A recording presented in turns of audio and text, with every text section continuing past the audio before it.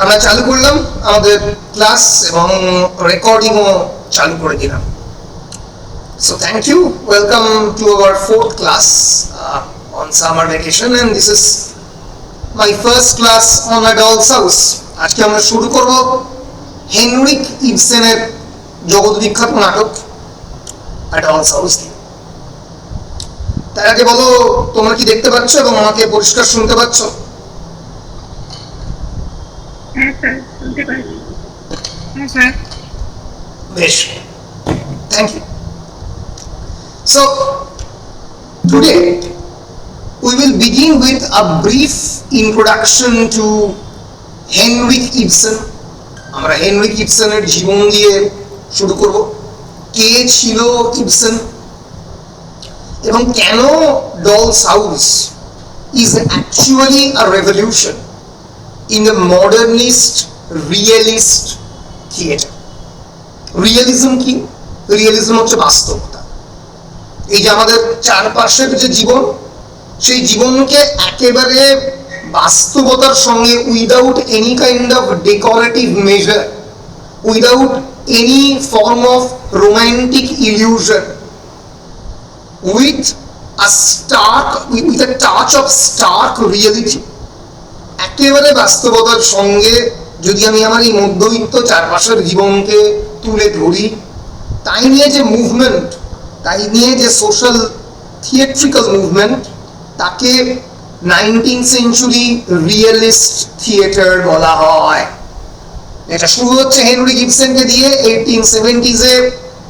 তার সঙ্গে সঙ্গে অগাস্ট স্ট্রিনবার্গ তারপরে আসছেন এবং এই যে পার্টিকুলার থিয়েটার মুভমেন্ট, তাকে অনেক সময় ন্যাচারালিজমও ডাকা হয়, সোশ্যাল রিয়েলিজম বলেও ডাকা হয়। ওকে, রাশিয়াতে খুবই বিখ্যাত হয়, আন্টন চেকভ এন্ড আদার্স এই নিয়ে লেখালেখি করতে শুরু করে। কিন্তু আজকে ক্লাস আমরা শুরু করব, আগে শুরু করব ডলস হাউস, এই প্লেটা কি তাই নিয়ে অল্প কথা বলবো। বলার পরে চলে যাব হেনরিক ইবসেনের কে নিয়ে কিছু বেসিক বায়োগ্রাফিক্যাল ডিটেল অল্প বলবো। বলার পরে আমরা আবার এই টেক্সট এবং সামারিতে ফিরবো। টেক্সটটা বিরাট বড় কিছু নয়, মোটামুটি বড়, কিন্তু আমরা অল্প কিছু কিছু অংশ দেখব। কিন্তু আমরা মূলত, যেহেতু আমাদের হাতের সময় কম, আমরা বেসিক্যালি এই ড্রামার যে বেসিক স্টোরি লাইন, ক্যারেক্টার্স এবং কি কি ইম্পর্টেন্ট কোয়েশ্চেন্স আসতে পারে তাই নিয়ে আলোচনা করবো। আমরা চেষ্টা করব 3 দিনের মধ্যে ডলস হাউস শেষ করার। ন্যাচারালি ডলস হাউস মেটামরফোসিসের মতো একটা কমপ্লেক্স টেক্সট নয়, এর মধ্যে অত বেশি মাইথোলজিক্যাল অ্যালিউশনস নেই। একটা গল্প, একটা মোটামুটি সহজ সরল গল্প, যেটা একটা মহিলার কাহিনী, নোরা হেলমারের কাহিনী, তার দিকে আমরা কনসেন্ট্রেট করার চেষ্টা করব। So let us begin with the dolls house. আমি এই স্টাডি মেটেরিয়ালটা তোমাদের অলরেডি গ্রুপে দিয়েছি, আমি এটা একটু বাড়াচ্ছি সাইজে, নিজের মতো করে করছি। তো এটা শেষ হলে আমি তোমাদেরকে আর একবার শেয়ার করে দেব গ্রুপে। So first things first, dolls house is a text first performed in the year 1879. আমি আমার সমস্ত ছাত্রছাত্রীদের একটু খেয়াল রাখতে বলবো, the years 1879. It is almost 90 years after the French Revolution. French Revolution কত সালে হয়েছিল? 1789, তার 90 বছর পরের টেক্সট। ইউরোপ নিজেকে নিজের মতো করে রিঅর্গানাইজ করেছে। ইউরোপে অনেকগুলো রেভলিউশন, 1848-এ ক্রিমিয়ান ওয়ার হয়ে গেছে, অনেকগুলো রেভলিউশন হয়ে গেছে। ইউরোপ নিজেকে পাল্টেছে, তার ধরন ধারণ বদলেছে। মেটারনিক সিস্টেম আমি ডিসকাস করবো একটু পরে, সেটা কি। এর ফলে ইউরোপের রাজতন্ত্রের ধরন বদলে গেছে। ফলে এই কনটেক্সটে আমরা জানি মডার্নিজম অ্যাজ আ পিরিয়ড শুরু হচ্ছে কোন সাল থেকে? Around the year 1910। আধুনিকতার জন্ম হচ্ছে। এই টেক্সট লেখা হচ্ছে 1879, মানে মডার্নিজমের একটু আগে, মানে near about 30 years before the beginning of the modernism, এবং ওয়ার্ল্ড ওয়ার শুরু হচ্ছে এই অ্যারাউন্ড 1909 থেকে 1914 পর্যন্ত ওয়ার্ল্ড ওয়ার চলছে। তো এই কনটেক্সটে ওয়ার্ল্ড ওয়ারের প্রায় 30 বছর আগের একটা টেক্সট কেমন করে ইউরোপের সোশ্যাল পলিটিক্যাল এনভায়রনমেন্ট ধরার চেষ্টা করছে, সেইটাও আমরা একটু দেখতে পাবো এই টেক্সটের মধ্যে দিয়ে। তাহলে এই টেক্সটটা বেসিক্যালি কি নিয়ে? Henry Gibson's Doll's House is one of the most important plays in the modern European drama, first performed in the year 1879 and often regarded as a landmark text in the development of the modern realistic drama. But why it has been considered as a landmark text? Because this play shocked the 19th century patriarchal European society. যে পুরুষতান্ত্রিক সমাজ আমরা তৈরি করছিলাম, একটা bourgeois patriarchal society গোটা ইউরোপে আমরা তৈরি করেছি। বুর্জোয়া বলতে middle class, those who have control over production, আমরা মার্কসিজম পড়েছি। উৎপাদনের যে মূল মন্ত্র, ল্যান্ড, লেবার, ক্যাপিটাল, অর্গানাইজেশন, এই জিনিসগুলো তৈরি হওয়ার পরে ইউরোপ জুড়ে বিভিন্ন ব্যাংকিং সিস্টেম তৈরি হয়েছে, মার্কেন্টাইল সিস্টেম তৈরি হয়েছে। এই সিস্টেমেরই একটা প্রোডাক্ট আমরা দেখব নোরা হেলমারের হাজবেন্ড টরভাল্ড হেলমার। তো এই যে বুর্জোয়া সোসাইটি, যেটা নির্ভরশীল অনেকটাই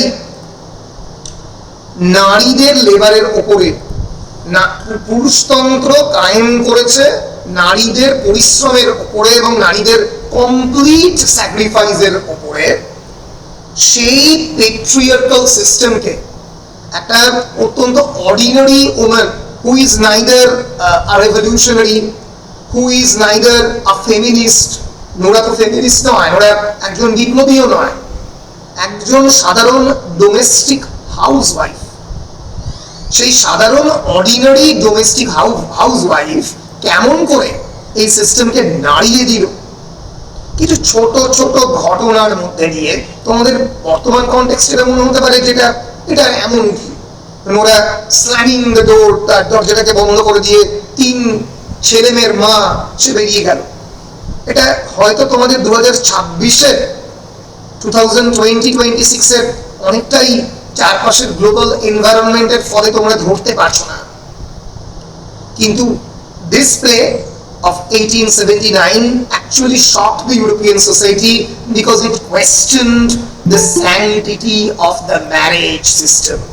Marriage as a social institution, তার পবিত্রতাকে প্রথমবার প্রশ্নের মুখে দাঁড় করিয়েছিল এই পার্টিকুলার ড্রামা। এবং কেবলমাত্র প্রশ্নের মুখে দাঁড় করায়নি, মানে it questioned the sanctity of marriage, the authority of the husband. Remember, husband মানে কেবলমাত্র একজন হাজবেন্ড নয়, হাজবেন্ড মানে এন্টায়ার পেট্রিয়ার্কাল সোসাইটি, পুরো পুরুষতান্ত্রিক সমাজ। The legal dependence of the women status solely dependent, একটা নারীর identity solely dependent on the identity of her husband. এবং এই যে আমাদের সমাজের মধ্যে কেমন করে in a very subterranean, subliminal way the hypocrisy operates within this patriarchal system. Hypocrisy means যে সমস্ত ধরনের, যত ধরনের labour oriented domestic work, be it cooking, be it household chores, be it decorating the household, এই সব কিছু নারীদেরকে করতে হবে। এই যে এক ধরনের অলিখিত কন্ট্রাক্ট, তার মুখে একটা সপাটে থাপ্পড় এই হেনরি গিবসনের Doll's House মারে। As you can see, the significance of the title, আমরা পরে আরো ভালো করে এই টেক্সটে ব্যাকগ্রাউন্ড আলোচনা করার পরে যখন আমরা যাব তখন আলোচনা করব, কিন্তু অল্প করে বলে নিই যে কেন এই ডলস হাউস এই টেক্সটটা খুব, এই টাইটেলটা খুব ইম্পর্টেন্ট। বিকজ ডল কি সিম্বলাইজ করে? ডল হচ্ছে পুতুল, who is in control of the others, এক্ষেত্রে ডল হচ্ছে Nora হেলমার, who is a beautiful decorative controlled piece in the household, যাকে কেবলমাত্র নিয়ন্ত্রণের জন্য রাখা হয়েছে এবং যাকে রাখা হয়েছে হাউস হোল্ডটাকে সুন্দর দেখতে লাগে এবং যাতে অন্যরা তাকে নিয়ে খেলতে পারে। So a doll is beautiful, decorative, controlled and played with by the others. তার কোনো নিজস্ব ইন্ডিপেন্ডেন্ট উইল বলে কিছু নেই। And hence a doll's house, the title of the doll's house is highly symbolic, because a doll doesn't have any independent will of its own. Similarly, Nora lives in a house where she is treated not as a mature human being, but as a charming object of amusement. আমরা বারবার দেখবো যে Torvald is calling her childish pet names like Little Skylar, Little Squirrel, Little Spendthrift. Spendthrift মানে যে খুব খরচ করে, তুমি এত খরচ করে ফেলছো।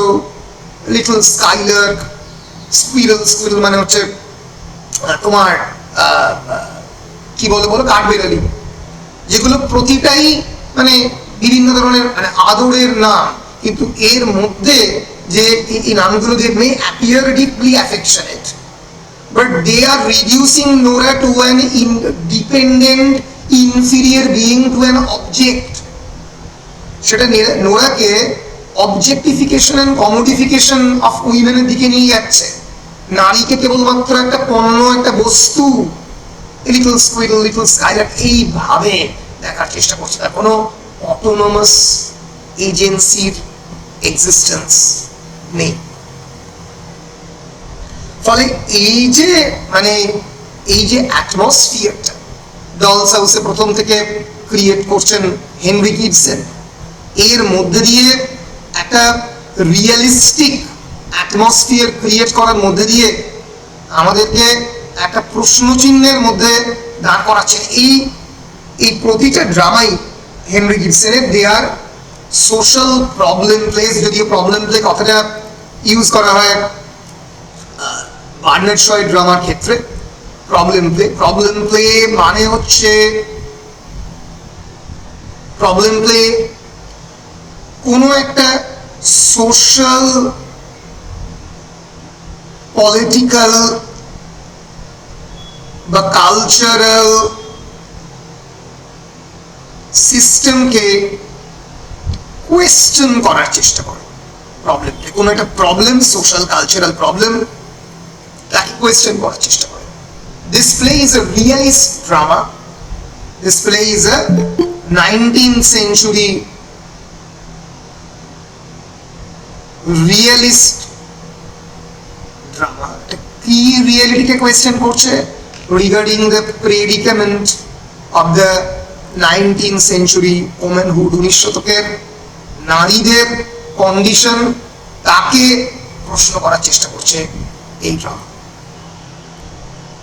আমরা এই ডলস হাউসের একটা ব্রিফ ইন্ট্রোডাকশন দেওয়ার চেষ্টা করলাম। মাথায় রেখো, ডলস হাউস আমরা পরবর্তীকালে আবারও পড়বো যে বেসিক্যালি একটা 3 অ্যাক্ট প্লে, তিনটে অ্যাক্ট রয়েছে। তিনটে অ্যাক্টের ভেতরে কি আছে আমরা সেটা সামারিটা দেখার চেষ্টা করব। এবং এটা প্রথমবার স্টেজ হচ্ছে, premier in the royal Danish theatre of the Copenhagen. Copenhagen is located in Denmark এবং হেনরিক ইবসন ন্যাশনালিটিতে একজন নরওয়েজিয়ান প্লেরাইট। তাহলে বুঝতে পারছো যে এই প্লেটা প্রথমবার স্টেজ হচ্ছে একটা কমপ্লিটলি ডিফারেন্ট নরওয়েজিয়ান ল্যাঙ্গুয়েজ কিন্তু ইংলিশ ল্যাঙ্গুয়েজের থেকে কমপ্লিটলি ডিফারেন্ট। এবং তোমরা যে পেপারটা পড়ছো তোমরা জানো এটা একটা European literature in translation paper, পুরোটাই অনুবাদের পেপার, মানে পুরোটা যে টেক্সটগুলো পড়ছো পুরোটাই অনুবাদ সাহিত্য, ঠিক আছে? ফলে মাথায় রেখো যে অরিজিনাল যে টেক্সট সেখান থেকে অনেক ক্ষেত্রেই বিভিন্ন ট্রান্সলেটার তাদের ট্রান্সলেশনে বেশ খানিকটা ডিফার করেছেন। আমি একবার তোমাদেরকে স্ক্যান্ডিনেভিয়া ব্যাপারটাকে একটু দেখাতে চাইছি যে সেটা ট্র্যাডিশনাল ইউরোপিয়ান হোমল্যান্ড থেকে কতটা আলাদা। এই যে বেসিক্যালি এই যে দেখতে পাচ্ছ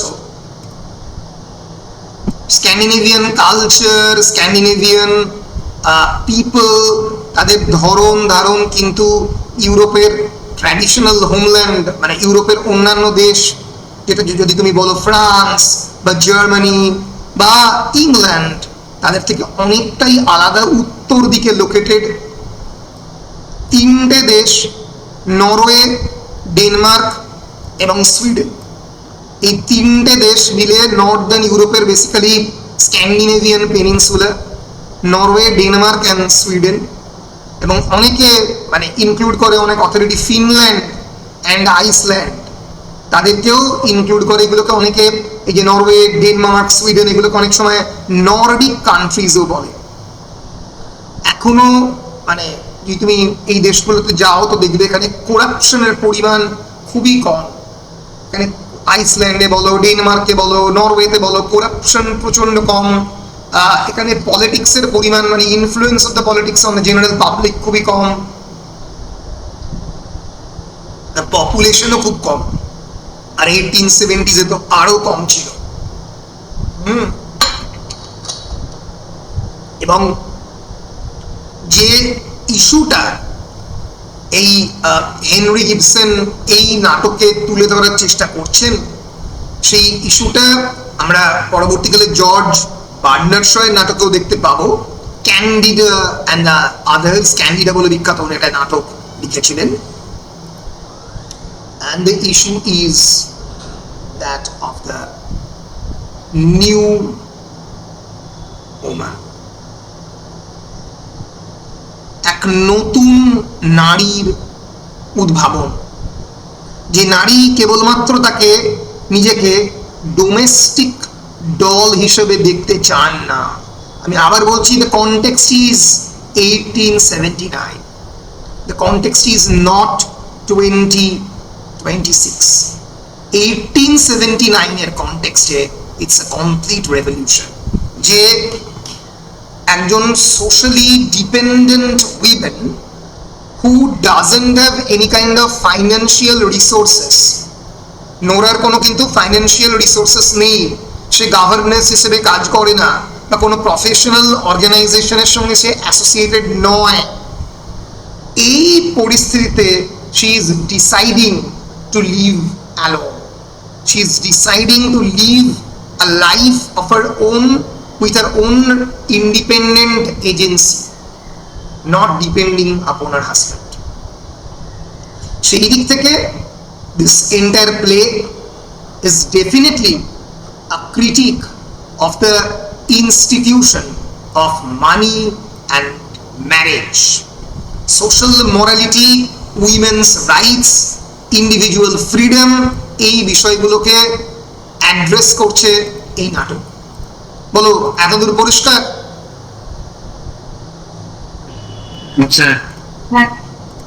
বেশ। এইবার মানে this particular play concerns the fate of a married woman who at the time in Norway lacked reasonable opportunities for self-fulfillment in a male-dominated world. সেই সময়ের নরওয়ে, 1870s এর নরওয়েতে আলাদা করে খুব কম প্রফেশনই অ্যাভেলেবল ছিল। তো এই তোমরা মানে এইটারই একটা সিমিলার মানে প্যারাডাইম টানো ইন দ্য ভিক্টোরিয়ান ইরা। আমি যদি সার্চ করি ভিক্টোরিয়ান ইরা, কারণ এটা ভিক্টোরিয়ান এরাতেই পড়ছে, ইংল্যান্ড সেই সময় ফ্রম 1830s, 1837 to 1902 অব্দি ভিক্টোরিয়ান ইরার মধ্যে পড়ছে। যদি ভিক্টোরিয়ান ইরাতে ইংল্যান্ডে প্রফেশনস অ্যাভেলেবল ফর উইমেন দিয়ে যদি তুমি সার্চ করো, দেখবে খুবই কম প্রফেশন অ্যাভেলেবল। ফর এক্সাম্পল কি কি ছিল? Domestic service. Women mostly treated as domestic servant. The largest employer of women are domestic service. For example, roles included live-in maids, ঘরের মধ্যে maid servant, cooks, char women, governess, আর কি ছিল? Textile mill worker. Women operated machinery in cotton, জামা কাপড় তৈরি করার জন্য। এবং যারা একটু মিডল ক্লাস উইমেন, তারা তো আর এগ্রিকালচারাল লেবার বা কোল মাইনিং এ কাজ করতো না, তারা একেবারে সারফেস লেভেলে they actually are use for sorting the coal. তারা কেবলমাত্র কোল বাছার কাজগুলো করত। এছাড়া সু স্টিচিং, শার্ট মেকিং, এছাড়া আর মিডল ক্লাস উইমেনদের জন্য এই গাভারনেস, খুবই কম সংখ্যক টিচারদের জন্য school teacher, nursing and midwifery, এই ধরনের প্রফেশনালিজম অ্যাভেলেবেল ছিল। ফলে বুঝতেই পারছো যে উইমেনদের যে তখন pathways, various other ways to engage themselves, সেটাও খুবই কম অ্যাভেলেবেল ছিল। আমি আসবো অন্যান্য ফেমিনিস্ট কনসেপশনের ওপরে। তার আগে আমি তোমাদেরকে একটা ইগনোর মেটেরিয়ালও দিয়েছি, দেখবে এই ব্লক 4 বলে, সেখান থেকে আমরা অল্প করে একটু, এই ভদ্রলোক হচ্ছে হেনরিক ইবসেন। এই ইবসেনের মানে জীবনের খানিকটা অংশ, যে কেন ইবসেনের লেখার মধ্যে এই রিয়েলিজমটা এলো, সেটা আমরা একটু আলোচনা করে নেব। কারণ করলে আমাদের মোটামুটি একটু বুঝতে সুবিধা হবে যে এই ভদ্রলোক কেন এই ধরনের প্লে লিখবেন। This is Henrik Ibsen, you can see on the screen ইবসেনের পোর্ট্রেট। এইটা হচ্ছে যেখানে ইবসেনের জন্ম হয়, স্কিয়েন, নরওয়েজিয়ান সিটি, তার একটা পোর্ট্রেট, পাহাড়ে ঘেরা, লেকে ঘেরা, একটা অসাধারণ প্রাকৃতিক দৃশ্যের জায়গা। ইবসেনের বাড়ি নরওয়েতে। ইবসেন কিন্তু যদিও তার জন্ম হয়েছিল মোটামুটি বড়লোক পরিবারে, একটা মার্চেন্ট পরিবারে তার জন্ম হয়েছিল, কিন্তু পরে আমরা দেখবো আর কি, when he was only 7 years old, তার ফ্যামিলি একটা ভয়ঙ্কর আর্থিক ডিজাস্টারের মধ্যে দিয়ে পড়ে, এবং সেই ডিজাস্টারই তার চোখ খুলে দেয়, এবং পরবর্তীকালে তাকে এই যে রিয়েলিজমের দিকে অ্যাট্রাক্ট করে।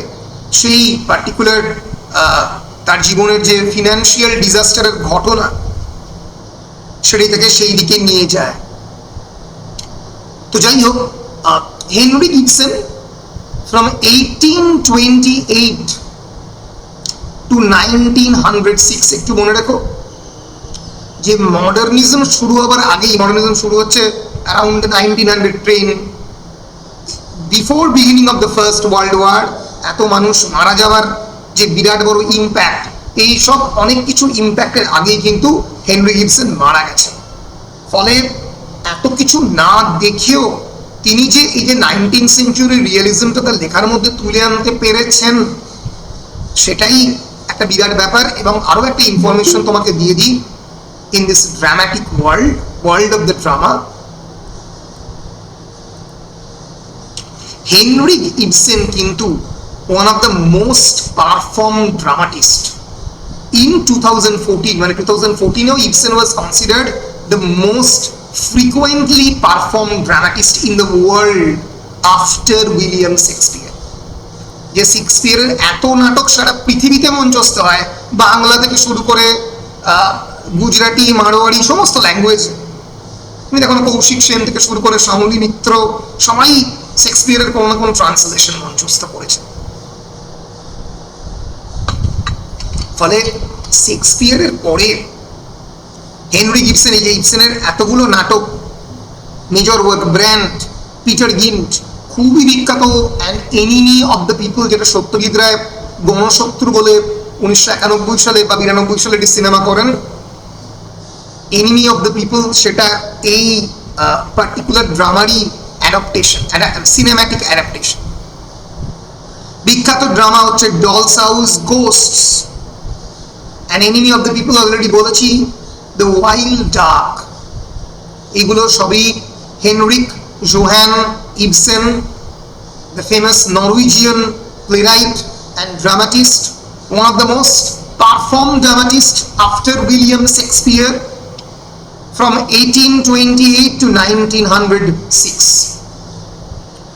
এই হচ্ছে তার মোটামুটি জীবনের একটা বেসিক। তাহলে Henrik Ibsen was born in the tiny coastal town of the Skien. He studied sciences at the school. এগুলো আমাদের ক্ষেত্রে এতটা ইম্পর্টেন্ট নয়, এই যে এটা হচ্ছে ভদ্রলোক ইবসেন।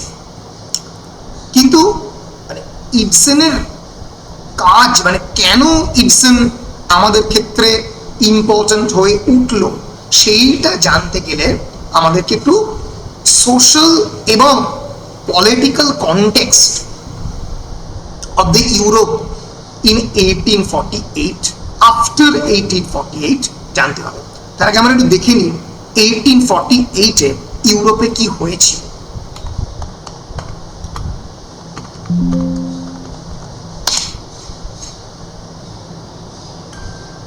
দাঁড়াও তো,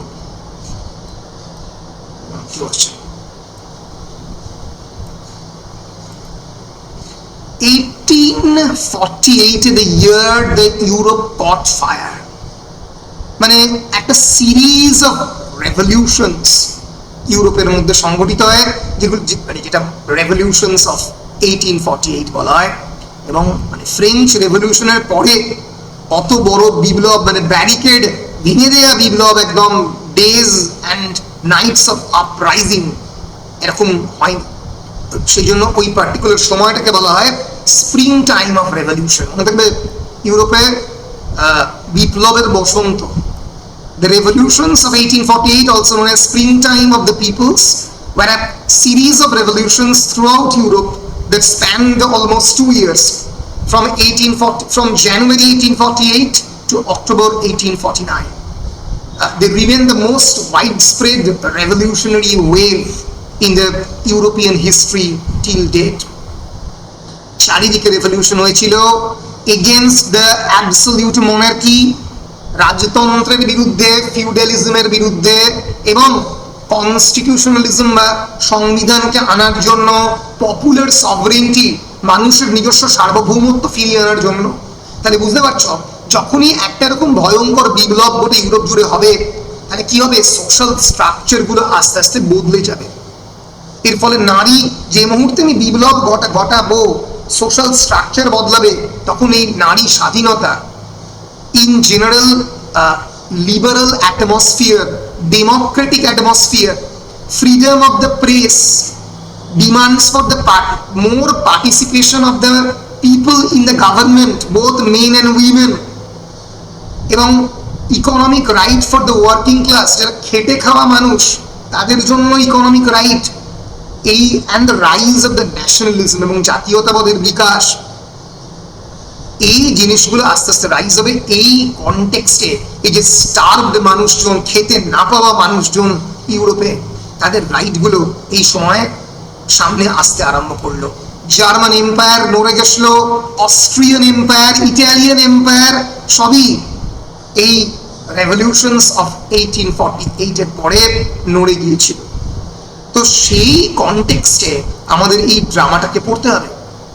এই যে the condition of the Ibsen, a half-starved, overworked pharmacist's assistant. Ibsen শুরু করেছিল তার জীবন খানিকটা বড়লোকি কায়দায়, কিন্তু পরবর্তীকালে তিনি কেবলমাত্র একটা ফার্মাসিস্টের অ্যাসিস্ট্যান্টে পরিণত হন। Aspiring for his university education was the prototype condition of a vast majority of the people in the Europe. এইটাই ইউরোপের মেজরিটি অফ দ্য পিপলদের অবস্থা ছিল। এবং সেই সময় ইউরোপে ছিল হচ্ছে মেটারনিক সিস্টেম। একজন বিখ্যাত অস্ট্রিয়ান ফরেন মিনিস্টার, আমরা দেখে নেব একবার মেটারনিককে, এবং তিনি যেটা করেছিলেন রাজতন্ত্রকে কায়েম করেছিলেন সমস্ত ধরনের। ক্লেমেন্স ভন মেটারনিক, এই ছিলেন সেই ভদ্রলোক, German Statesman, basically Austrian conservative foreign minister and politician. তিনি একটা সিস্টেম শুরু করেন। সেটা কি? সেটা একটা conservative political diplomatic network of system. 1815 থেকে 1848 যেটার বিরুদ্ধেই বিপ্লবটা হয়। It's primary goals wire two preserve the balance of power. Balance of power রাখতে গিয়ে উনি কি করেন? সমস্ত ধরনের ডোমেস্টিক রিপ্রেশন, পুলিশ দিয়ে স্টেট চালানো, কোনো ধরনের সংবাদপত্রের স্বাধীনতা বিলোপ করা, সাধারণ মানুষের কণ্ঠস্বর শোনা যাবে না, এইটার ফলেই এই রেভলিউশন, এই ক্লেমেন্স ভন মেটারনিকের সিস্টেমের এগেনস্টে তিনি 1815 থেকে 1848 পোস্ট নেপোলিয়ন ইউরোপিয়ান সিস্টেমে চলছিল মেটারনিকের ব্যবস্থা, এবং এই রেভলিউশন এই ব্যবস্থাপনা শেষ করে। তাহলে বুঝতে পারছো তখন ইউরোপ জুড়ে এক ধরনের বিপ্লবী চিন্তা ভাবনা, এই যে সার্ভিলিয়েন্স এবং repression of the free speech, press and assembly, পুলিশি ব্যবস্থা লোকের ওপরে জোর করে চাপিয়ে দেওয়া, তার বিরুদ্ধে একটা বিদ্রোহ গোটা ইউরোপ জুড়ে তখন তৈরি হয়। In country after country, constitutions were wrestled from monarchs, committees set to draft revisions, new nations proclaimed, প্রচুর নতুন নতুন নেশন তৈরি হয়, সার্ফডম অ্যাবলিশ হয়, পুলিশ কন্ট্রোল ব্যবস্থা ধ্বংস হয় এবং dictatorship of Napoleon the third in ফ্রান্সে ধ্বংস হয়। এই যে টাইম অফ দ্য পসিবিলিটি, যে সম্ভাবনার সময়কে, এই সাহিত্য, এই যে আমাদের ইবসেনের সাহিত্যকে এই সম্ভাবনার সময়ের সাহিত্য বা এই কনটেক্সটে পড়তে হবে। বুঝতে পেরেছ? এবার though Ibsen introduced social political discussion into the drama by questioning the well-established traditions of the society of his times and even initiated ethical debates such as the emancipation of women, তার লেখার মধ্যে তিনি ethical ডিবেটগুলো শুরু করলেন, যে debate সেই সময় গোটা ইউরোপ জুড়ে পোস্ট রেভলিউশন 1848 ইউরোপ জুড়ে চলছে, like the emancipation of the women, নারী স্বাধীনতা। But it would be wrong to assume that Ibsen allied himself with any party. তিনি কোনো পলিটিক্যাল ব্যবস্থার সঙ্গে যুক্ত ছিলেন না, কোনো রেভলিউশনারি সিস্টেমের সঙ্গেও যুক্ত ছিলেন না। He was not a social philosopher nor a reformist. His indifference to social amelioration or political reforms is evident in his statement to Brandes. Brandes বলে যে ভদ্রলোককে ইন্টারভিউ দিতে গিয়ে তিনি বলেন, yes, to be sure it is a benefit to possess the franchisee the right of self taxation etc, but for whom is it a benefit? For the citizen, not the individual. The distinction Ibsen makes between the citizen and the individual is that the citizen is a member of society which confines him to existing social and political institution. তিনি বলেন যে আমি individual হিসেবে প্রতিরোধ করতে পারি, the individual is a revolutionary man, কিন্তু যে মুহূর্তে আমি নাগরিক হয়ে যাচ্ছি আমায় কিন্তু সরকারের ট্যাক্সেশন সিস্টেম, সরকারের ব্যবস্থাপনা সবকিছু মেনে চলতে হবে।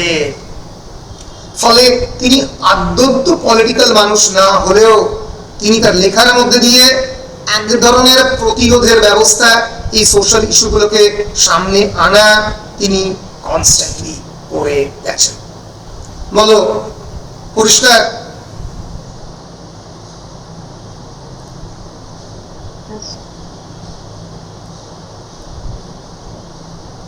ইউরোপের রেভলিউশন হয়েছিল ফ্রান্স, হাঙ্গেরি, জার্মানি, এই বিভিন্ন দেশে বিভিন্ন সময়ে ওই 1848 থেকে 1856 মধ্যে কনস্ট্যান্ট চলেছিল।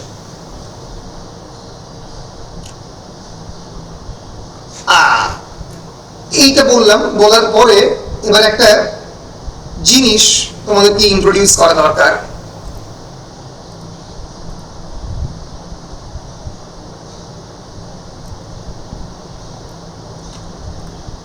সেটা হচ্ছে কনসেপশন অফ দ্য রিয়েলিজম। এই যে ডলস হাউসে রিয়েলিজম কিভাবে আসছে, যেটা বলার পরে আমরা নাটকের মধ্যে খানিকটা সরাসরি চলে যেতে পারবো। প্রথমত রিয়েলিজম কাকে বলে?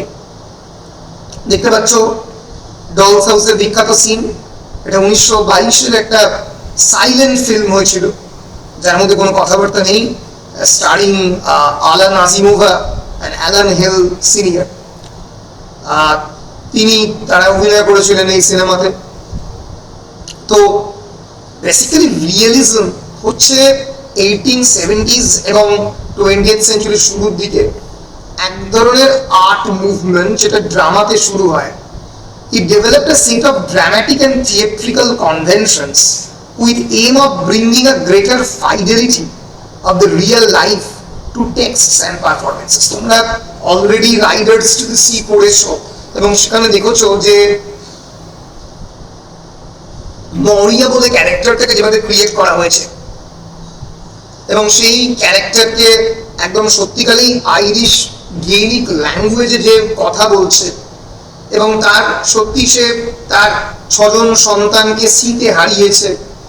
তার স্টেজ ক্রাফটের মধ্যে দেখতে পাচ্ছ যে বিভিন্ন ধরনের তার সন্তানরা যখন মাছ ধরতে যায়, ফিশারম্যান, তারা তো বেসিক্যালি ফিশারম্যান ছিল, সেই ফিশারম্যানদের যে সমস্ত তাদের যে ইকুইপমেন্ট, তাদের যে প্রপস গুলো স্টেজ কস্টিউম সাউন্ড লাইটিং এর মধ্যে ছড়িয়ে রয়েছে।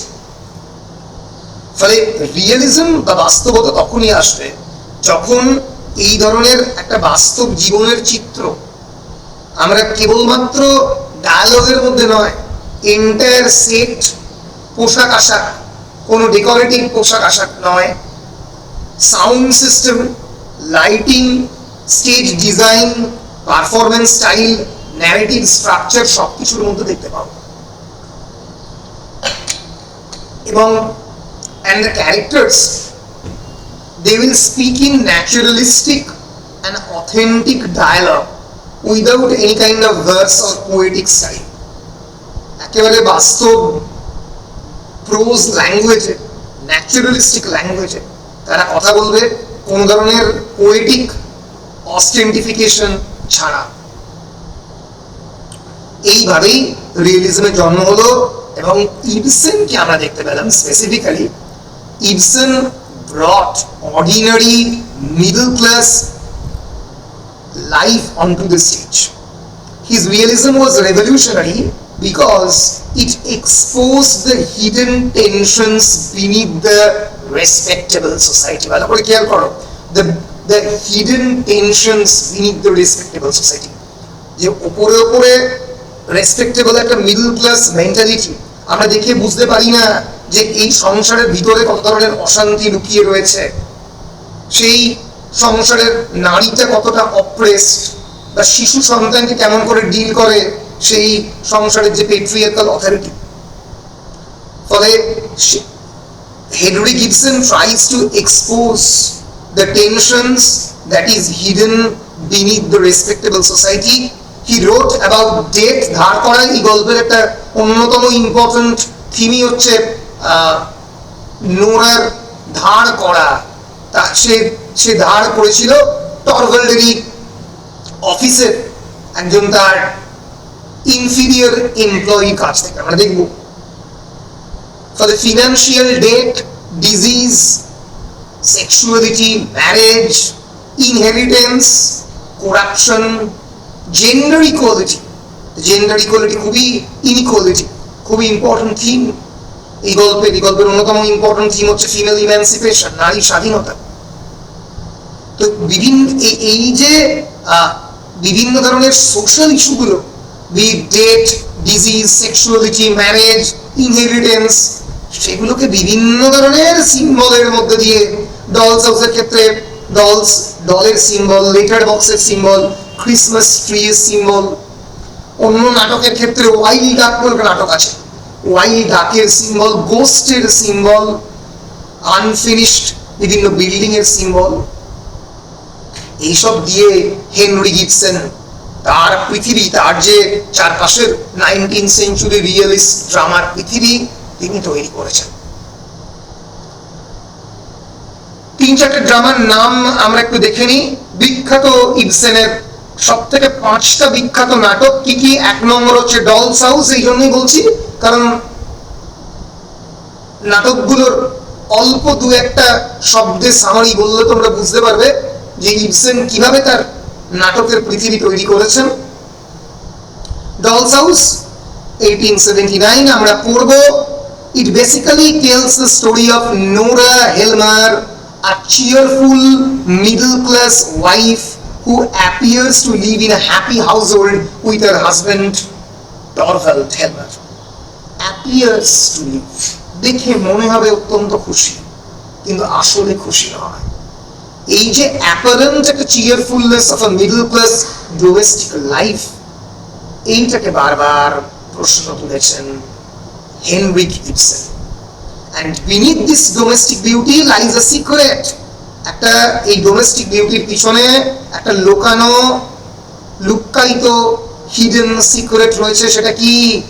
years earlier Nora illegally borrowed money by forging her father's signature in order to save Torvald's life.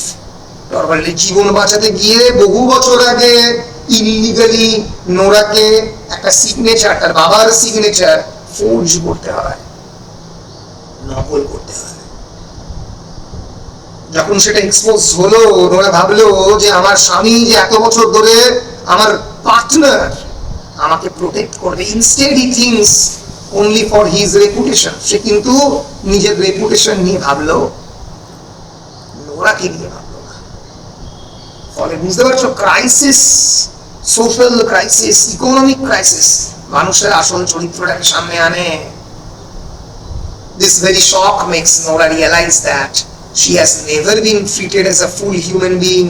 First by her father, তার বাবাও তাকে মানুষ হিসেবে গণ্য করেনি, and at the end she leaves her husband and children to discover herself. সে বেরিয়ে গেল। বিখ্যাত সেই সিন আমরা পড়ব জার্মান প্রিমিয়ারে, মানে যখন জার্মানিতে এই নাটক প্রথমবার দৃশ্যায়িত হয়, একটা অদ্ভুত ঘটনা ঘটে। সেই ঘটনাটা আমি তোমাদেরকে বলে দিই, আমরা পরেও সেটা বলবো। জার্মান, তার যে মানে যে ভদ্রলোক আর কি এই ড্রামাটাকে স্টেজ করেন, মানে তার যে জার্মান এজেন্ট, ইবসেনের এজেন্ট, মানে যিনি কথাবার্তা বলেছেন বিভিন্ন স্টেজ থিয়েটারের লোকজনের সঙ্গে, তিনি বলেন যে দেখো বাবা, জার্মান থিয়েটারে এই যে নোরা হেলমার বেরিয়ে যাচ্ছে বাড়ি থেকে, একটা ডোমেস্টিক কন্ডিশন থেকে, এটা লোকজন হয়তো নেবে না, কনজারভেটিভ জার্মান অ্যাটমসফিয়ার। সো তারা বলে যে দেয়ারফর রিকোয়েস্ট করে যে তুমি প্লিজ এই নাটকটা একটু বদলাও শেষ দিকটা। So therefore for it to be considered acceptable and prevent translator from altering his work, Ibsen was forced to write an alternative ending for the German premiere.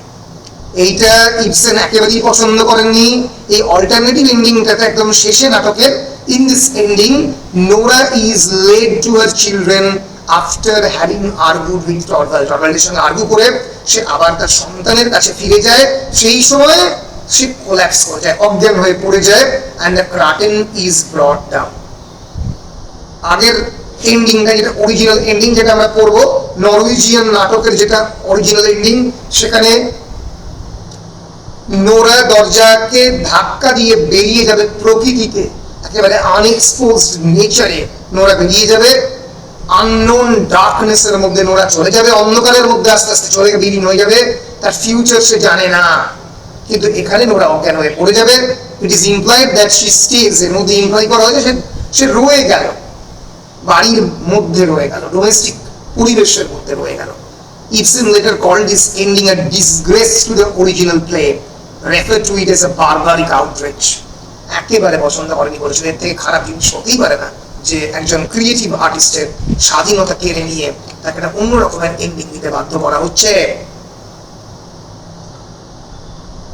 Virtually all the productions today that stage Henry Gibson's Doll's House, they use the original ending and not the alternative ending. এবং সমস্ত nearly all the film versions of the play, যে সমস্ত ফিল্মগুলো রয়েছে, আমরা পরের দিন অল্প অল্প করে ফিল্মের কিছু সিনগুলো দেখার চেষ্টা করব।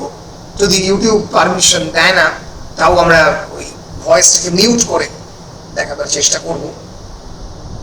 তো সেখানে কিন্তু এই অরিজিনাল এন্ডিংটাই দেখানো হয়, এই অল্টারনেটিভ এন্ডিং দেখানো হয় না। বুঝতে পেরেছো? তাহলে এই যে হেনরি গিবসনের সব থেকে বিখ্যাত নাটক ডলস হাউস 1879, তার সেন্ট্রাল আর্গুমেন্ট কি? আর্গুজ that a marriage based on control, illusion and social respectability is not a marriage at all. সেই পুরুষ যে কেবলমাত্র নিজের রেপুটেশন নিয়ে কনসিডার করে, সে সেই নারীকে অ্যাজ আ ডল হিসেবে ভিজুয়ালাইজ করে, only as a social symbol. Ladies and gentlemen, not as a real life partner, not as an individual. So a woman must first be recognized as an individual agent, as an individual agency. নারীকে নিজেকে প্রথমে recognise করতে হবে একজন নিজের পায়ে দাঁড়ানো individual হিসেবে, এটা আমি সবসময় তোমাদেরকে বলি, তারপরে সে কারুর ওয়াইফ, সে কারুর মাদার, সে কারুর ডটার, সেটা তার পরে, আগে সে ইন্ডিভিজুয়াল। বিখ্যাত নাটক গোস্ট 1881, বুঝি মানে এগুলো আমি অল্প করে বলছি, জাস্ট ছুঁয়ে বেরিয়ে যাবো। এই যে রিয়েলিস্ট অ্যাটমসফিয়ারটাকে দেখাচ্ছে, ভালো করে দেখলেই বুঝবে। The ghost centers on Mrs Alving, আরো একজন নারী চরিত্র, who has spent her life hiding the immoral life of a dead husband. তার ডেড হাজব্যান্ড সিফিলিসে আক্রান্ত ছিল, একটা সেক্সুয়াল ডিসঅর্ডার। সে বহু প্রস্টিটিউটের সঙ্গে তার সম্পর্ক ছিল। মিস ক্যাপ্টেন অ্যালভিন কিন্তু সে একটা রেপুটেড সোশ্যাল ক্লাসে বিলং করে। So in order to preserve the family honor, she builds an orphanage in his memory, hoping to bury the past. তার হাজবেন্ডের যে অতীত কাহিনীগুলোকে বেরি করার জন্য সে একটা অরফ্যানেজ পর্যন্ত তৈরি করলো, but the past returns to her son Oswald, who suffers from an inherited sexual disease. আমরা জানি অনেক ক্ষেত্রেই এই ইনহেরিটেড সেক্সুয়াল ডিজিজগুলো একটা জেনারেশন থেকে আর একটা জেনারেশনের দিকে যায়। তো এইভাবে একটা জেনারেশন থেকে আর একটা জেনারেশনের দিকে যাওয়া ডিজিজটা তার সন্তানের মধ্যে যখন এলো, তখন the respectable family is revealed to build upon, পরিষ্কার বুঝতে বলো, the family is basically built upon corruption, silence and hypocrisy. So the suppressed truth does not disappear. It returns as disease, as guilt, as moral decay. বিখ্যাত নাটক যাকে নিয়ে Satyajit Ray cinema করেছে, Ganashatru, an enemy of the people, Soumitra চট্টোপাধ্যায়ের অসাধারণ অভিনয়। Just সিনেমাটার অংশ দেখাতে চাই।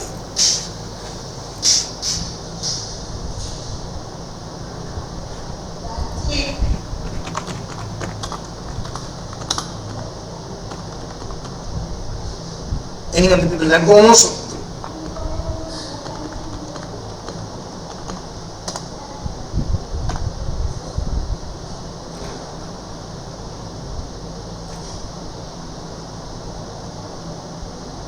উনিশশো 90-এর দশকের সিনেমা। গল্পের মূল চরিত্র অশোক গুপ্ত, একজন অনারেবল ডাক্তার, একটা বড় শহরের নাম করা ডাক্তার। অনেক বড় বড় অভিনেতা অভিনয় করেছিলেন, ধৃতিমান চট্টোপাধ্যায়, শুভেন্দু চ্যাটার্জি, মনোজ মিত্র। সৌমিত্রের চরিত্রের যিনি মানে তার ওয়াইফের চরিত্রে অভিনয় করেছিলেন রুমা গৌড়াগুর্তা। বেসিক্যালি তিনি দেখতে পান যে তার শহরের মধ্যে প্রচুর জন্ডিস হচ্ছে, চণ্ডীপুর বলে একটা শহরে। এবং তিনি যেটা করেন, তিনি ইনভেস্টিগেট করে দেখতে পারেন যে এই যে চরণামৃত বা হোলি ওয়াটার, যেটা ত্রিপুরেশ্বর টেম্পল, ওই শহরেরই একটা বিরাট নামী মন্দির, সেই ফেমাস টেম্পল এবং tourist attraction of the town, তার চরণামৃতটা যে জলটা, সেই জলটা বেসিক্যালি কন্টামিনেটেড হয়ে পড়েছে এবং সেটা আন্ডারগ্রাউন্ড পাইপিং সিস্টেমটাকে কন্টামিনেট করেছে। ডক্টর গুপ্ত রিয়াঙ্গার ব্রাদার নীতিশ গুপ্ত, একজন বিখ্যাত মানে পলিটিশিয়ান, যে হচ্ছে চেয়ারম্যান অফ দ্য মিউনিসিপ্যালিটি, যে মুহূর্তে সৌমিত্র এই সত্যটাকে সামনে আনার চেষ্টা করবে, সে জনগণের শত্রুতে পরিণত হবে। সে তার প্রবন্ধটা লোকাল ডেইলি নিউজ পেপার জনবার্তায় পাবলিশ করার চেষ্টা করবে, কিন্তু পুরো অফিসিয়ালরা তার ভয়েসকে সাপ্রেস পর্যন্ত করে দেবে। মমতা শঙ্কর, তার ইন্দ্রাণী গুপ্ত, তার মেয়ের চরিত্রে অভিনয় করেছিল, সৌমিত্র চট্টোপাধ্যায়ের মেয়ের চরিত্রে, এবং সে সেটাকে সামনে আনার চেষ্টা করবে কিন্তু পারবে না। এইটাই হলো বেসিক্যালি মানে the Bengali adaptation of the enemy of the people. Here the character is Dr. Thomas Stockman. Dr. Thomas Stockman, who discovers that the public baths of his own town, বড় বড় সমস্ত পাবলিক বাথ রয়েছে তার শহরের, source of its prosperity, are polluted and dangerous. তিনি discover করবেন যে ভয়ঙ্কর পলিউটেড, কিন্তু সে যে মুহূর্তে সেই সত্যটাকে সামনে আনতে যাবেন, বড় বড় বিজনেসম্যান, অথরিটিজ, প্রেস এবং পাবলিক তার এগেনস্টে চলে যাবে, and they will brand him as an enemy of the people, গণশত্রু বলে ট্রিট করে। এই যে চারপাশের সামাজিক বাস্তবতা, এই বাস্তবতায় হেনরি গিবসন বারবার তুলে ধরার চেষ্টা করেছেন। The wild duck presents the Egdal family who live partly through comforting illusions. Gregers, Werle and চরিত্রগুলো প্রত্যেকটাই হচ্ছে বেসিক্যালি নরওয়েজিয়ান নাম। এই গ্রেগার্স, ওয়ারলে, এগডাল, এর ফলে নামগুলো খুব একটা ব্রিটিশ নাম নয় বলে তোমাদের কাছে খুব একটা পরিচিত নাম নয়। সে কি করবে? হি tries to expose a hidden family secret hoping to create moral purity, কিন্তু এই ফ্যামিলি সিক্রেট সে সামনে আনতে পারবে না। ঠিক আছে, এইরকম ধরনের মানে নাটক ইবসেন লিখেছেন। Ibsen's famous plays are not merely social dramas, they are rather explosions inside the respectable room. খুব ভালো করে শব্দগুলো খেয়াল করো, they are explosions, বিস্ফোরণ inside the respectable room. এই so called middle class bourgeois পরিবারের যে আমাদের নিরাপদ আশ্রয়, তার মধ্যে একটা বিস্ফোরণ। He shows that the modern home may contain secret, disease, pollution, illusion and psychological violence. এই যে আমাদের চারিদিকের সভ্যতার ভিতরে, আমাদের এই সো-কল্ড সিভিলাইজেশনের ভিতরে কিন্তু আমাদের ফ্যামিলির মধ্যে বিভিন্ন সিক্রেট রয়ে গেছে, নারীদের অপারেশন রয়ে গেছে, পলিউশন এবং ডিজিজ রয়ে গেছে। সামনে সত্য আনলেই তুমি গণশত্রুতে রূপান্তরিত হবে। তাহলে 19th সেঞ্চুরি থিয়েট্রিক্যাল রিয়েলিজম যেগুলো হেনরি গিবসনের ড্রামার মধ্যে আমরা দেখতে পাচ্ছি, এটা প্রশ্ন করে Henrik Ibsen's doll's house as a realist, as a modern realist theatre, আমি আমার সাজেশনের মধ্যে রেখেছি সেটা। তো সেই ক্যারেক্টারিস্টিক গুলো কি কি? Ordinary middle class setting. Realist drama কি করলো? প্রথমবার kings, queens, warrior, mythical heroes এইসব থেকে মানে রাজা রানী সব থেকে ফ্যামিলিতে শিফট করলো এবং ordinary family, clerk, doctor, lawyer, wives, workers, তাদেরকে হিরো বা হিরোইন করলো। বুঝতে পেরেছ? এবং এই যে মানে domestic space as a dramatic battlefield, এই যে চারপাশের আমাদের যে একেবারে সাধারণ ডোমেস্টিক স্পেস, সেটা কেমন করে একটা নাটকের ব্যাটলফিল্ডে রূপান্তরিত হয় সেটা পর্যন্ত দেখানো। রিয়েলিস্টিক ডায়ালগ থাকবে, পোয়েটিক ল্যাঙ্গুয়েজ থাকবে না, characters will speak in everyday language. Social problem drama আগেই বলেছি, social issues like marriage, gender equality, law, morality, money, hypocrisy, social reputation, individual freedom, এইসব নিয়ে ড্রামা হতে আরম্ভ করলো।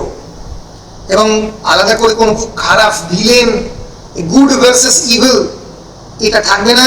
এই যে ক্রপস্টেড এই গল্পের যে ভিলেন, সে কেবলমাত্র ভিলেন নয়, সে একটা socially disgraced man struggling to regain respectability. সেটা রেসপেক্টেবিলিটি চাইছে। সে যে ভয়ঙ্কর ভিলেন এই গল্পে, সে একটা ভিলেন, কিন্তু সে যে ভয়ঙ্কর ভিলেন তা তো নয়। তো এইভাবে আমরা দেখতে পাচ্ছি, এইভাবে এই চরিত্রগুলোকে ডলস হাউসে কিভাবে তৈরি করা হবে সেটা আমরা দেখব। তাহলে এই হচ্ছে this are the characteristic: ordinary middle class setting, domestic space, social problem drama, realistic dialogue, rejection of the melodramatic villain, এইসব নিয়ে হেনরিক ইবসেনের ড্রামাগুলো তৈরি। তাহলে সোশ্যাল ব্যাকগ্রাউন্ড করলাম, হেনরি গিবসনের মোটামুটি আমরা লাইফটা দেখার চেষ্টা করলাম, রিয়েলিস্ট ড্রামার ক্যারেক্টারিস্টিক দেখলাম, টাইটেল অফ দ্য প্লেটা আমরা দেখলাম। আমরা অনেকটাই নাটকের ভিতরে এবার আস্তে আস্তে ঢুকতে শুরু করব। অল্প আমাদের ক্লাসটা 54 মিনিটের মতো হয়েছে।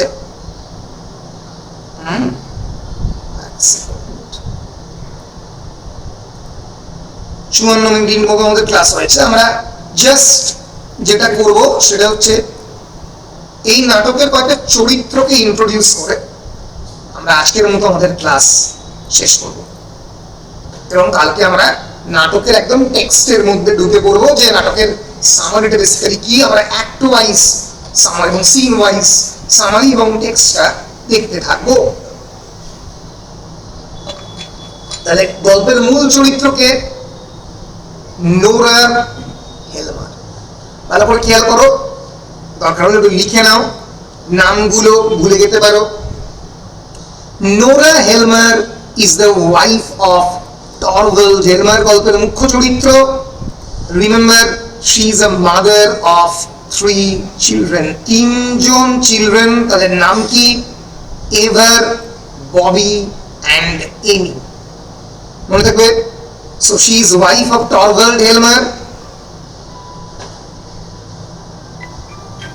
আশিস বাবু, হ্যাঁ স্যার, আমি কি অনলাইন ক্লাসটা নিচ্ছি, আমি অনলাইন ক্লাসটা নিয়ে আপনাকে ফোন করছি, ঠিক আছে? একদম।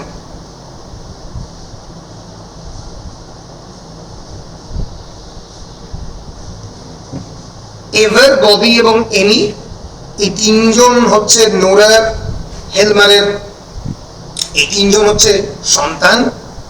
She appears playful, charming and childish। গল্পের শুরুতে কিন্তু সে অত্যন্ত প্লেফুল, তাকে তার হাজবেন্ড চাইল্ডিশ বলে ডাকছে, শিশুর মতো সরল। And she is also obedient, the perfect 19th century bourgeois wife। 19th century domestic bourgeois ওয়াইফের একজন আদর্শ রিপ্রেজেন্টেটিভ। কিন্তু আমরা দেখব gradually we discover that she secretly borrowed money and forged her father's signature to save Torvald's life। এই যে ঘটনাটা নোরার জীবনে যেটা ঘটেছে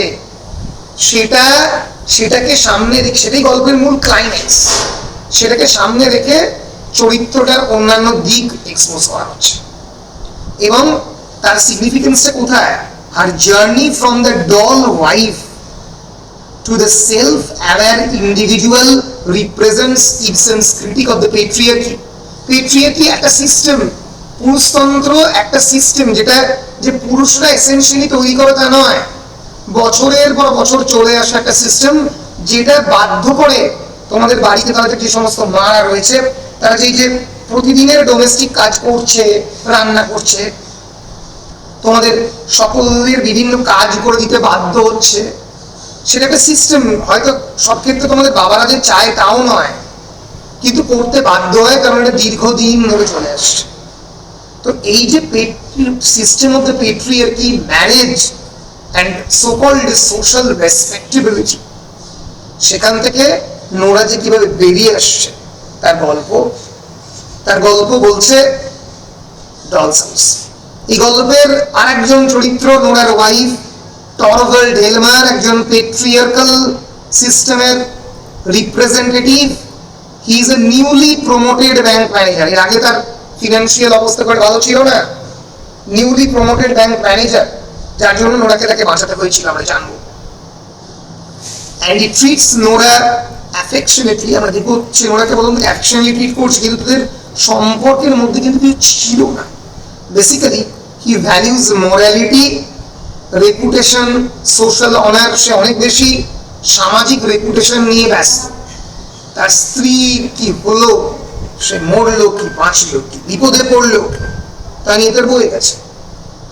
ফলে যে husband of Nora, and remember he is also the employer of the Krogstad. আমরা দেখব এই গল্পে ক্রপস্টারের চরিত্র, এবং মিসেস লিঙ্গে তাদের এমপ্লয়ার হচ্ছে হাজবেন্ড অফ নোরা। এবং আমরা দেখবো এই ডক্টর র্যাঙ্কের বন্ধু, এই ডক্টর র্যাঙ্কের একটা দুর্বলতা ছিল, ক্লোজ ফ্যামিলি ফ্রেন্ড ছিল নোরা হেলমারদের। একটা নোরা হেলমারের প্রতি একটা দুর্বলতা বা ভালোবাসা ছিল। এই doctor Peter Rank, close family friend of the Helmers, he is terminally ill. সেটা রোগে আক্রান্ত, most probably cancer. His illness is linked to the moral corruption of his father. He secretly loves Nora, sorry, cancer নয়, ওই এক ধরনের inherited ডিজিজে আক্রান্ত। and he secretly loves Nora, ওরাকে ভালোবাসে। friend of Torvald and Nora, emotionally attached to Nora। আমরা দেখব যে এই যে এই ইবসেনের চরিত্রগুলোর একটা বড় অংশ, তারা সবসময় একটু inherited social guilt, physical decay, হ্যাঁ, শরীর ক্ষয়ে যাচ্ছে এরকম, এবং অনেক ক্ষেত্রে বাবা বা মায়ের কোনো একটা ডিজিজ তার হয়েছে, এটা আমরা মাঝে মাঝেই দেখতে পাবো বিভিন্ন চরিত্রের মধ্যে। আমরা নোরা হেলবার দেখলাম, টরভাল্ড হেলবার দেখলাম, সিক্রেটলি নোরার প্রেমে পড়ে থাকা তার ফ্যামিলি ফ্রেন্ড পিটার ড্যাংকে দেখলাম। মিসেস ক্রিস্টিন, অনেক জায়গাতে অনেক ট্রান্সলেশনে ক্রিস্টিন CHRISTINE, অনেক জায়গাতে KRISTINE, একটা নরওয়েজিয়ান স্পেলিং, একটা অনেকটা English spelling. Kristine Linde, Nora's old school friend. She is a widow who has struggled through poverty and hard work. প্রচুর পরিশ্রমের মধ্যে দিয়ে গেছে, পভার্টির মধ্যে দিয়ে গেছে। জীবনের একটা সময় সে আবার ক্রগস্টেডের প্রেমে পড়েছিল। She loved Krogstad, but married another man for economic security. সে নোরার বন্ধু, Krogstad's former lover, later reconciled partner, এবং she is employee under Torvald, মনে থাকবে টরভাল্ড হেলমারের আন্ডারে সেও এমপ্লয়ি, আবার ক্রগস্টেডও এমপ্লয়ি। কিন্তু নোরার সঙ্গে তার একটা কন্ট্রাস্ট হচ্ছে, নোরা কিন্তু অনেক বেশি স্বাধীন। Nora has face life directly, but she represents practical realism. Nora বেরিয়ে যাবে, কিন্তু ক্রিশ্চিয়ান লিন্ডে বেরিয়ে যেতে পারবে না। এরপরে আছে ক্রগস্টেড। ক্রগস্টেডকে অনেকেই ভিলেন হিসেবে দেখায় এই গল্পে। Krogstad is an employee at the Torvalds Bank. He once committed a forgery and is socially disgraced. জীবনের কোনো একটা সময় ব্যাংকের ফোরজারি করেছে এবং he lent Nora the money and threatens to expose a secret when his job is endangered. যখনই তার চাকরিটা বিপদের মুখে এলো, এবং সে নোরাকে বললো, থ্রেট করলো যে আমি তোমার সবকিছুকে রিভিল করে দেবো। She is Nora's creditor and blackmailer. এই গল্পে দেখবো আমরা কিভাবে ব্ল্যাকমেইলটা করবে। টরভাল্ডের সাবঅর্ডিনেট, মিসেস লিন্ডের ফর্মার লাভার নিলস ক্রগস্ট্যাড, এবং নোরার ক্রেডিটর এবং ব্ল্যাকমেইলার মনে থাকবে নীল ক্রগস্ট্যাড, মিসেস ক্রিস্টিন লিন্ডে। ক্রগস্ট্যাডের সঙ্গে সম্পর্ক ছিল doctor rank, Peter rank, former lover of Nora, and Torvald Helmer, Nora's husband, Nora Helmer, the protagonist. ছোট্ট ছোট্ট তিনটে চিলড্রেন রয়েছে নোরার। কে কে? Ivar, Bobby and Emmy. They are being cared for by Annie Mary বলে একটা ডোমেস্টিক হেল্প বা গভর্নেস রয়েছে, তারা এদের কেয়ার করে। They represent domestic innocence, motherhood and emotional cost of Nora's final decision. তাকে ছেড়ে নোরা কেমন করে যাবে, তাই নিয়ে নোরার মধ্যে সংঘর্ষ। They reflect Nora's fear that a morally compromised parent may corrupt children. যে আমি তো morally compromised, আমি তো সত্যি ফোরজারি করেছি, তাহলে আমার সন্তানও কি আমার দ্বারা ইনফ্লুয়েন্সড হবে না। এছাড়া কয়েকটা ছোট চরিত্র আছে Anne Marie, the nurse of the Helmer children, যে নোরারও নার্স ছিল। So she gave up her own child in order to work as a nurse. She represents the sacrifices of working class women make for survival. Working class women এর যে কঠিন জীবনের যন্ত্রণা এখানে আমরা দেখতে পাবো। Helen is Helmer's maid. She performs domestic duties, servant in the Helmer household. Helen, মাথায় রেখো, তখনকার দিনের কিন্তু এই যে গভর্নেন্স যারা চিলড্রেনদের দেখাশোনা করতো, তারা কিন্তু সবকিছুই দেখাশোনা করতো, এডুকেশনও দেখাশোনা করতো, তারা একটু এডুকেটেড ছিল, তারা কিন্তু ডোমেস্টিক হেল্পের থেকে আলাদা। গভর্নেন্স কিন্তু আর একটু উঁচু পোস্ট। হেলেন হচ্ছে domestic help. She represents the invisible labor beneath the middle class domestic comfort. এই ডোমেস্টিক কমফর্ট যে জীবন তারা লিড করতো, তার ভেতরে যে সমস্ত লোকজনের পরিশ্রম, তার মধ্যে হেলেন একজন। এবং এই গল্পের একটা ছোট্ট চরিত্র potter, minor working class figure serving the house hold, সেই গল্পের শুরুতে ক্রিসমাস ট্রিটা দিয়ে যায়। তাহলে আমরা দেখতে পাচ্ছি গল্পের যদি আমরা একটা রিলেশনশিপ ম্যাপ তৈরি করার চেষ্টা করি, আমরা দেখব নোরা, এই গল্পের মুখ্য চরিত্র Nora Helmer, Torvald tries to control her socially and emotionally, সামাজিকভাবে এবং ইমোশনালি নিয়ন্ত্রণ করার চেষ্টা করছে টরভাল হেলমার, এবং Krogstad, Nils Krogstad tries to control her through the secret loan, সে যে লোন দিতে জন্য ব্ল্যাকমেল করছে। And Mrs. Linde helps reveal truth and restore moral balance. Mrs. Linde সত্যিটাকে সামনে আনার চেষ্টা করছে, আর doctor Rank reveals hidden decay beneath respectability. Doctor Rank যে প্রেমিক ছিলেন হেলমারের, নোরা হেলমারের, তিনি এই যে ক্ষয়িষ্ণু সভ্যতা, সে রেসপেক্টিবিলিটির তলাতে যে হিপোক্রেসি তাকে রিভিল করছে। The children and Annie Mary expose the emotional and social cost of the motherhood. এই নিয়ে আমাদের গল্প তিনটে অ্যাক্টে divided. Act 1 the happy household and the hidden secret, আমি টাইটেলটা দিয়েছি অ্যাক্ট 1, অ্যাক্ট 2, অ্যাক্ট 3। এখানে একটা হ্যাপি হাউস হোল্ডের, মানে এটা আমার দেওয়া title, the happy household and the hidden secret. কি সিক্রেট রয়েছে আমরা জানবো। Act 2 anxiety, blackmail and the tarantella dance episode আমরা দেখবো। Act 3 revelation, disillusionment and Nora's departure. এই নিয়ে Henrik ইবসেনের 19th century realist theatrical venture Doll's House. Thank you. বলো পরিষ্কার কি পরিষ্কার নয়? হ্যাঁ, বেশ, তাহলে কালকে আবার একই সময় ক্লাস, সকাল 9টা, এবং আমরা সেখানে নাটকটার ভিতরে ঢোকার চেষ্টা করব। So thank you. আর কারো কোনো প্রশ্ন রয়েছে? Any question? সাক্ষ্য, কোনো কোয়েশ্চেন রয়েছে? Any question?